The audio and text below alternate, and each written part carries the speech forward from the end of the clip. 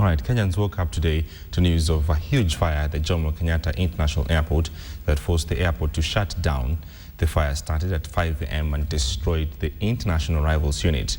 It took over 6 hours to contain the raging inferno. Sophia Nuna traces the day's events in this report. At the crack of dawn Wednesday, the busiest airport in East and Central Africa was up in flames. Furious flames engulfed the international arrivals unit at the Jomo Kenyatta International Airport, thick smoke billowing from the terminal.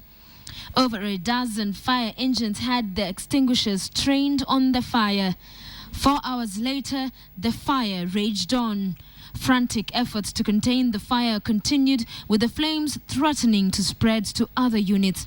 Government officials declared the airport shut down. But after several hours, government officials announced that the fire had been contained. We are going to allow all departing cargo planes to leave, all the ones that are here at the airport, but we will not allow any incoming cargo flights to come. We are going to open the airport for domestic passengers. There are very many passengers who are in Mombasa, Eldoret, and other airports.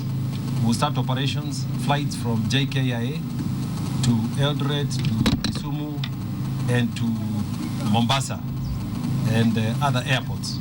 President Uhuru Kenyatta arrived at the scene accompanied by top government officials. Images captured by KTN show extensive damage inside the international arrivals unit. While some early morning flights landed safely at the JKIA, most were diverted to other airports in the country, majority redirected to Moi International Airport, Mombasa.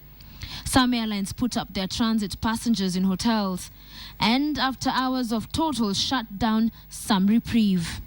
There are 2 international flights that will be coming in tomorrow from both London and France, but those will be routed to Mombasa and be processed from there. And the customers coming with it will come now to this airport. Tomorrow is domestic. It is an incident that has shaken the country, and people are responding differently to the news of the fire here at the Jomo Kenyatta International Airport. And this woman here behind me has decided to come and lift her hands in prayer for Kenya. No casualties were reported in the early morning incident. However, the cause of fire and the extent of the damage is yet to be ascertained. I want to take this opportunity first and foremost, also before I conclude, to thank the presidents of our region, Tanzania, Uganda, Rwanda, and Burundi, for their messages and offer of support for the tragic events that happened at our international airport this morning. Transport and Infrastructure Cabinet Secretary Engineer Michael Kamau will head a committee set up to probe the fire. Sophia Wanuna, KTN.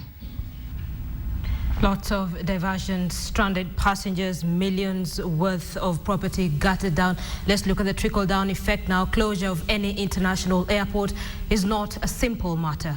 Well, despite resuming partial services at the Jomo Kenyatta International Airport, the ripple effect on the economy and the standing of Kenya as a gateway to East African trade remains in the balance. Michael Karanja reports on the impact of the fire on the busy airport. The Jomo Kenyatta International Airport remains one of Kenya's most prized possessions. Boasting of a larger capacity than regional airports, the facility was until Monday morning the largest and busiest airport in East and Central Africa. To put it into perspective, last year JKIA handled 6.5 million passengers. This ranks it as the 4th busiest airport on the continent, behind South Africa's Orward Tambo and Cape Town International Airport, as well as Murtala Mohammed International Airport in Lagos, Nigeria. Some 64 flights were scheduled for between 6 a.m. and noon today, with officials indicating they expect disruption to flights for at least 3 days to come. The facility has also played a key transit role in the region, connecting West Africa to Asia, as well as South Africa to West Africa. Built in 1974, JKIA is the main exit point for horticulture. According to the Kenya Flower Council, Kenya supplies a third of fresh flowers sold in Europe, generating some 90 billion shillings annually to the exchequer. On the tourism front, August marks the onset of the high season.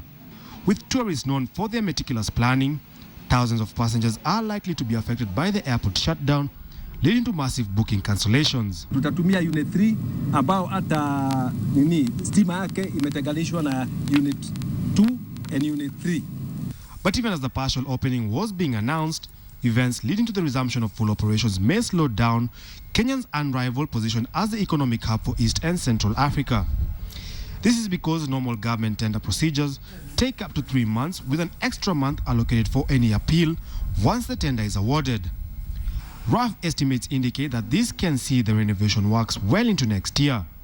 Michael Karanja, KTN.